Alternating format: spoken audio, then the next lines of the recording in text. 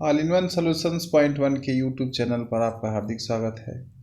प्रिय छात्रों, आज हम प्रेजेंट परफेक्ट कंटीन्यूअस टेंस की पहचान पढ़ेंगे और उसके वाक्य कैसे बनते हैं, मेन वर्ब में क्या लगता है और उसके हेल्पिंग वर्ब क्या होते हैं। तो प्रेजेंट परफेक्ट टेंस हिंदी वाक्यों की क्रियाओं के अंत में रहा, रही, रहे हैं, रहा हूँ, हुआ है आदि शब्द आते हैं तथा समय भी उसमें दिया होता है। ये बहुत इंपॉर्टेंट चीज़ है कि उसमें समय भी दिया होता है। ऐसे वाक्य प्रेजेंट परफेक्ट कॉन्टिन्यूअस टेंस के होते हैं। इन वाक्यों का अनुवाद प्रेजेंट परफेक्ट कॉन्टिन्यूअस में करते हैं। जैसे इसके वाक्य हो जाएंगे, राम 2 घंटे से पढ़ रहा है, मतलब कुछ काम जारी है और कुछ काम हो चुका है। राम 2 घंटे से पढ़ रहा है, इसमें समय दे दिया गया, इसलिए प्रेजेंट परफेक्ट कॉन्टिन्यूअस हो गया। मैं रविवार से अंग्रेजी सीख रहा हूँ, मतलब मैं रविवार से ही अंग्रेजी सीख रहा हूँ और आज भी सीख रहा हूँ। तो ये प्रेजेंट परफेक्ट कंटिन्यूअस टेंस की पहचान है। जैसे और वाक्यों के माध्यम से हम देख सकते हैं कि वे 2 घंटे से पत्र पढ़ रहे हैं, सोहन 3 बजे से गाना गा रहा है, रेखा 2 सालों से पढ़ रही है और 5 दिन से पतंग उड़ा रहा है, वे 2 जुलाई से अखबार पढ़ रहे हैं। इत्यादि वाक्यों को हम प्रेजेंट परफेक्ट कंटिन्यूअस टेंस के वाक्य कहते हैं। इन वाक्यों की क्रियाओं के अंत में रहा है, रही है, रहे हैं, रहा हूँ, अंत, ये सभी sentence present perfect continuous tense के अंत। इन वाक्यों को ट्रांसलेशन नीचे दिए गए नियमों के अनुसार हम करते हैं। हेल्पिंग वर्ब हम क्या यूज़ करेंगे, आज हम यहाँ पे देखते हैं। हेल्पिंग वर्ब सहायक क्रिया को कहा जाता है। प्रेजेंट परफेक्ट कंटिन्यूअस टेंस की सहायक क्रिया हेल्पिंग वर्ब हैज़ बीन तथा हैव बीन होती है। अब हैज़ बीन कहाँ होता है प्रयोग और हैव बीन कहाँ प्रयोग होता है, आइए हम नीचे कुछ बिंदुओं के आधार पर देखते हैं। सिंगुलर सब्जेक्ट सिंगुलर नाउन्स के साथ हैज़ बीन का प्रयोग किया जाता है। प्लूरल सब्जेक्ट्स या प्लूरल नाउन के साथ हैव बीन का प्रयोग करते हैं।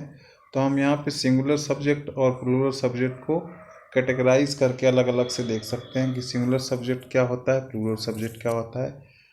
तो यहाँ पे हम इसको देख सकते हैं एक तरह से कि ही, सी, इट, रोहन, सीता और एक लड़की, द बॉय, ये इत्यादि सिंगुलर सब्जेक्ट्स होते हैं। और I, we, you, they, girls, boys, Ram and Shyam इत्यादि प्लूरल सब्जेक्ट होते हैं।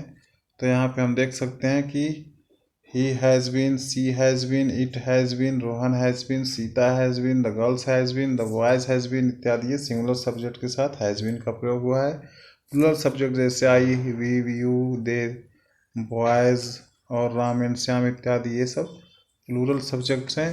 तो यहाँ इस तरह से हम देखते हैं कि I have been, we have been, you have been, they have been, the girls have been, the boys have been, the Ram and Shyam have been इत्यादि ये सब प्लूरल सब्जेक्ट हैं, इसलिए हैव बीन का प्रयोग हुआ है। मेन वर्ब क्या होता है, main verb present perfect continuous के वाक्यों में मेन वर्ब की फर्स्ट फॉर्म प्लस आईएनजी का प्रयोग करते हैं। ये बनाने का इसका नियम है।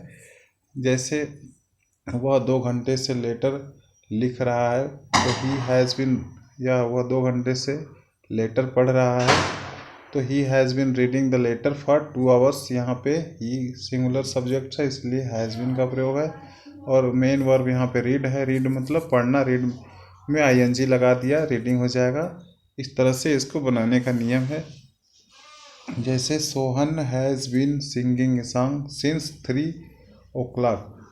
यहाँ पे फार और सीन्स का भी अंतर आप देख सकते हैं कि सीन्स तब लगता है जब कोई निश्चित समय हो और फार तब लगता है जब कोई अनिश्चितकालीन समय हो। जैसे Rekha has been studying since 2 years, 2 वर्षों से पढ़ रही है, तो यहाँ पे सिंस नहीं लगेगा, यहाँ फार लगेगा, मिसप्रिंट हो सकता है यहाँ पे। He has been flying kites for 5 days, 5 दिनों से पतंग उड़ा रहा है, इसलिए यहाँ पे फार अनिश्चित समय है। अब he has been reading the newspaper since July 2, यहाँ पे सिंस लग जाएगा क्योंकि जुलाई 2 निश्चित समय दिया हुआ है। अब यहाँ पे देख सकते हैं कि निश्चित समय पॉइंट ऑफ टाइम के साथ सिंस था, निश्चित समय पीरियड ऑफ टाइम के साथ फार का प्रयोग करते हैं। निश्चित समय का अर्थ उस समय से जो किसी निश्चित समय को शुरू होता है और उस हमें उसकी पूर्ण जानकारी होती है, तथा अनिश्चित समय वो होता है जिसका प्रारंभिक बिंदु पता नहीं होता कि कब से वो काम जारी है। तो हम यहाँ पे यूज ऑफ सिंस और फार प्रेजेंट परफेक्ट कंटिन्यूअस टेंस के वाक्यों में निश्चित समय पॉइंट्स के साथ सिंस तथा निश्चित समय पीरियड्स के साथ फॉर का प्रयोग करते हैं। निश्चित समय का अर्थ उस समय से है जो किसी निश्चित पर शुरू होता है और हमें उसकी पूर्ण जानकारी होती है। निश्चित समय वो होता है जिसका प्रारंभ बिंदु पता नहीं होता है। इसको हम अब ऊपर बता चुके हैं।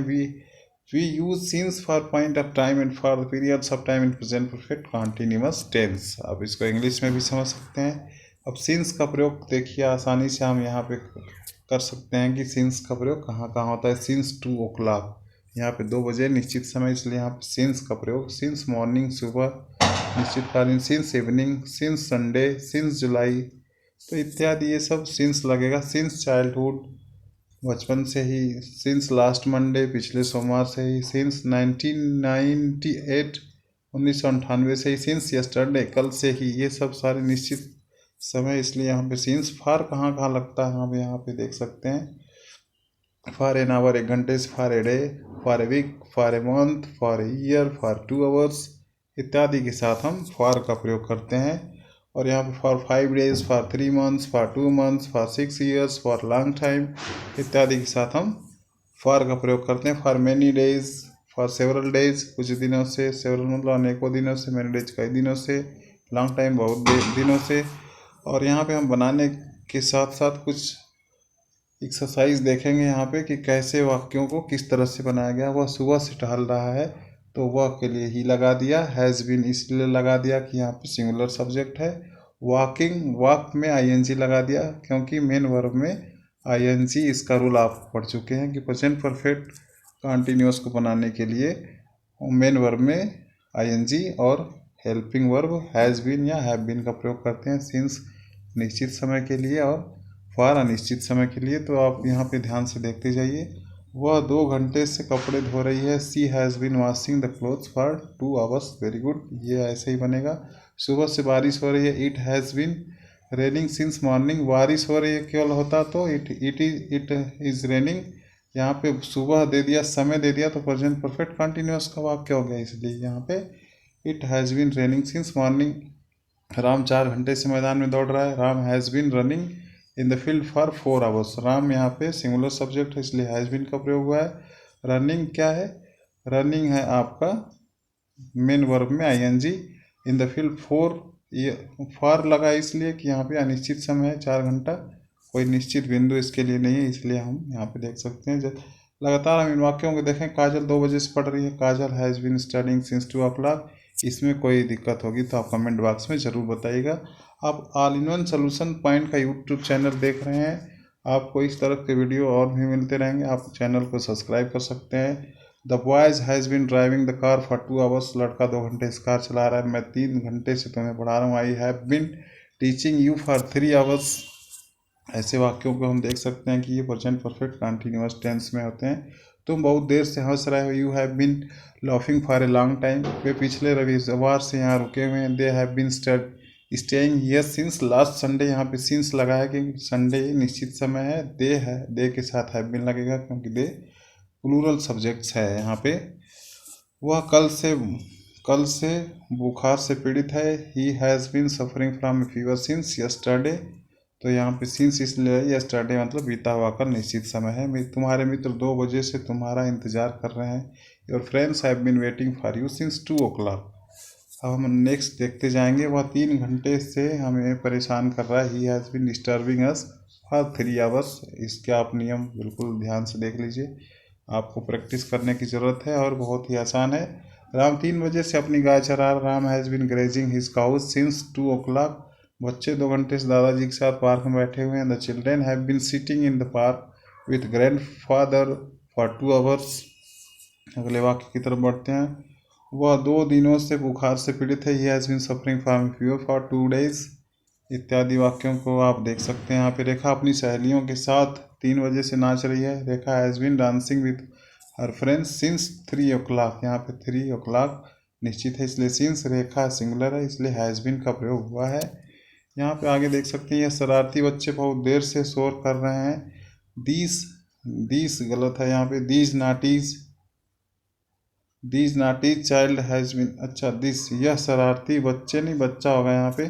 तो this naughty child has been making a noise for a long time. यहाँ पे इस तरह से बन सकता है। पुलिस 2 महीने से इस केस की जांच कर रही। The police have been investigating this case for 2 months। तुम्हारे अंकल 2014 से मुंबई में काम कर रहे हैं। Your uncle has been working in Mumbai since 2014। निश्चित समय के लिए सिंस लगा दिया। योर अंकल भी यहाँ पे सिंगुलर सब्जेक्ट्स माना जाता है, क्योंकि तुम्हारा अंकल किसी एक व्यक्ति की बात हो रही है यहाँ पे वो आदमी बच्चों को 2 दिन से गुमराह कर रहा है। That man has been misleading the children for 2 days। Sohan 5 घंटे से अपनी कार धो रहा है। Sohan has been washing his car for 5 hours। इस कंपनी का मालिक 4 दिनों से नए लोगों को नौकरी पर रख रहा है।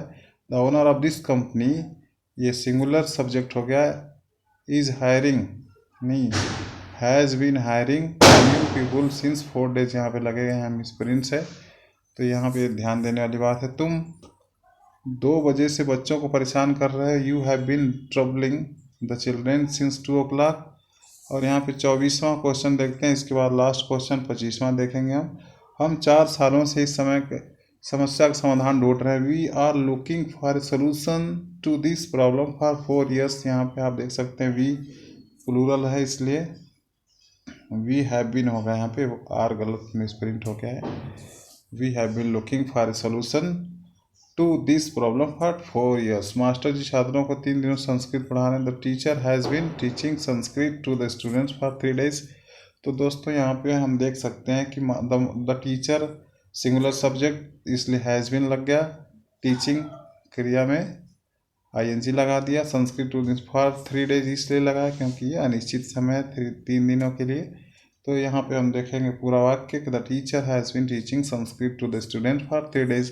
तो दोस्तों आपको ये वीडियो कैसी लगी? आप यहाँ पे देखें, बहुत ही सारे वाक्यों को आपने देखा और बहुत से वाक्यों को प्रैक्टिस भी किया, और मैंने आपको सारे नियम बताए। तो आपको कैसा वीडियो लगा आप ज़रूर बताइएगा कमेंट बॉक्स में।